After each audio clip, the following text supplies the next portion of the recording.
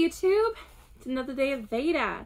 So today I want to continue our story of Rankin Bass and the multiverse by looking at the special, The First Easter Rabbit. The other day I posted my daughter's opinion on it. We sat and watched it together. And it is such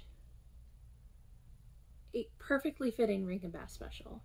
I mean, from actor choices to stylized concepts. I mean, it looks like Frosty. It's got the same narrator, actor-wise, as Rudolph.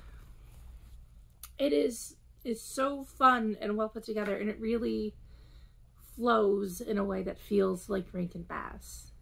And I love that about it. Especially with it being a special I did not grow up with. I didn't know existed until about a year ago. I just feel like it fits in my childhood mold.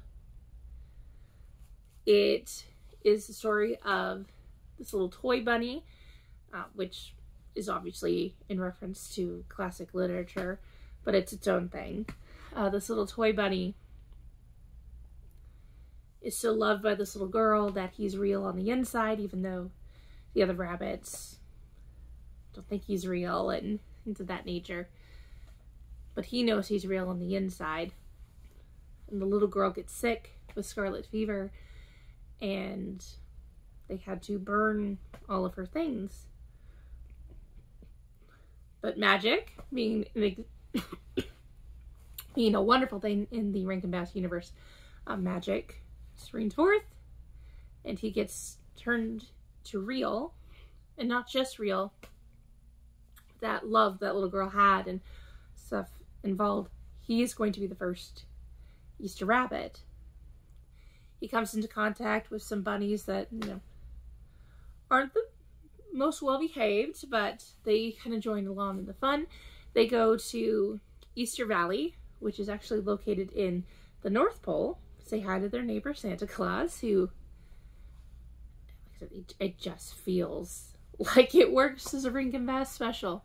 And they start the process of getting things ready for their first Easter. There's a bad guy that wants to stop just basically the valley they live in from existing. It doesn't seem like he hates Easter very much. He just likes the North Pole being cold. But at the end, Santa straightens things out. He's really good at helping in stories that involve bunnies. Very flowing, like with Frosty. And at the end, it's chill, and they test it out on one town, clearly referencing Somber Town by discussing that Santa had started with one town. And they say he is the first Easter bunny, which works out very well. And you see that there are already some bunnies there. Whoever this magical force is that decided we need an Easter bunny has set up this whole place. There's already an infrastructure ready. They don't even have to build anything. It's ready to go. There are bunnies that are there. There are other animals that are there ready to go. And it's very easy to see that other bunnies could be joining and things could grow. And he gets to see that little girl, and she gives this big hug, and it is adorable, and I love it. I love it so much. This is definitely one that just fits so well in to what I love about Rankin Bass, and I could watch it year after year after year, and I probably will every year with my daughter. And frankly, if I take the nostalgia goggles off, I'm always going to love Here Comes Peter Cottontail, just because that's what I grew up with. But this is a better story. I think it hits beats better. I think it does a better job of flowing. And I feel like Here Comes Peter Cottontail fits perfectly fine within the universe of the Rankin Bass multiverse, but I really feel like this is Rankin Bass. It's dripping with Rankin Bass, and I love it. So when it comes to the multiverse thing, it obviously fits right in. They reference other movies, very sidestepped without a lot of detail. But it fits. if we want to allow Peter Cottontail to remain in the Rankin Bass universe, how does that work? Pretty easily. Because this is the first Easter rabbit. And to say that it's the first really implies that there are multiple Easter rabbits over history, over time. Colonel Bunny would be a future Easter rabbit. Peter Cottontail, future Easter rabbit. And the Peter Cottontail movies, if you watch it, there's really lots of rabbits that work for Easter. And the idea is there's a chief Easter bunny that's kind of in charge of the whole deal of the valley. But there are other Easter rabbits. So this guy could have stepped down, could have retired, could have done the whole thing like Colonel Bunny did, let someone else take some steps up and be the one that delivers the most eggs. So that works really good. The only glaring issue is the valley is called Easter Valley in one and April Valley in the other, but you know, places change names. So I grew up in a town that incorporated 3 towns together in the 70s.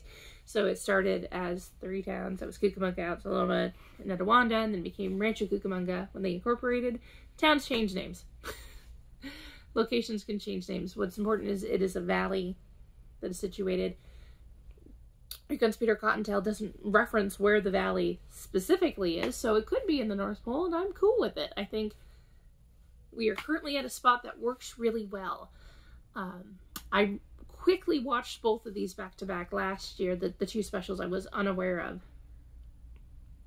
So I have to sit and watch the other one and see, does the Easter Bunny's coming to town screw up the multiverse theory? And see how does it work? Does it make sense? How does it feel all together?